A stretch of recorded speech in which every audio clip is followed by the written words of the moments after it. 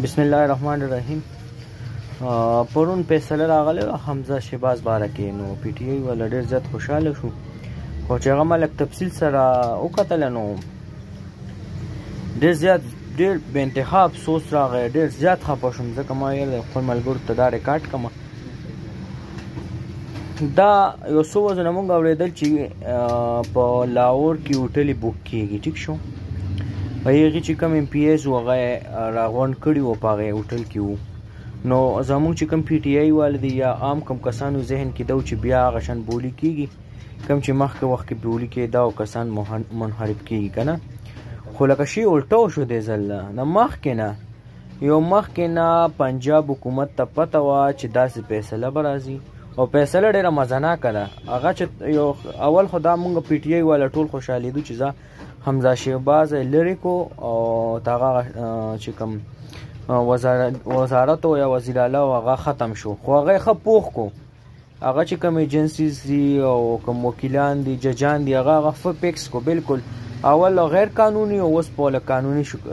شکل ورکي. نو تاسو به چې څنګه نو اوس هم زه پوه یم. جج فیصله ورکړله چې دا به سبا په دې باندې ووټینګ کوي، ټیک شو، او د پی ټی آی چې کوم 15 کسانو مخصوص چې کوم سیټونو هغه ور نه کړلو، خو سبا 4 بجې به په دې باندې تاسو ووټینګ کوئ. آلریډي هغې نون لیګ والا په دې خبره چې دا چل به کېږي، هغې 2 ایم پی ایزګان تلل خجله، هغې نو هغې لا نه لړل اج دپاره، او د پی ټی آی په دې وخت باندې 6 ایم پی ایز په دغه لتلي اجله، دې ته خو پته نه وه، او ججانو تم دا پته وه چې د پی ټی آی والا کسان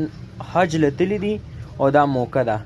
ټیک شو. بل دومره ظلم خبره دا ده چې سبا بروز نن به بیا ووټینګ وشي نو هغه منتخب شي، او په 17 جولای باندې بیا دغه کېدو والا دی الیکشن، او الیکشن نه پس په بیا ووټینګ کېږي او بیا به دغه کېږي. نو زموږ د عوامو چې کومې پیسې هغه لګي ظلم سټارټ دی. نو دا یو څو خبرې وې، دا چې کوم زمونږ ججان صاحبان دي دا او زمونږ چې کوم ادارې دي نورې حساس ادارې، دا ټول او د امپورټډ حکومت دا ټول یو ځای شوي دي او د عوام یې غرق او تباه برباد کړلو، ټول عوام یې تباه کړه. بیګا بیا دغه ګران شوي دي، تیل ګران شوي دي، او دې سره به ټول هر څه نور هم لا ګرانېږي. دا خو هغه څیز بالکل غریب خلکو ته نه دی رارسېدی، دا به نور هم دغه کېږي. نو دا یو خبره او خپل ملګرو سره مې شیر کوله، په دې باندې غور فکر پکار دی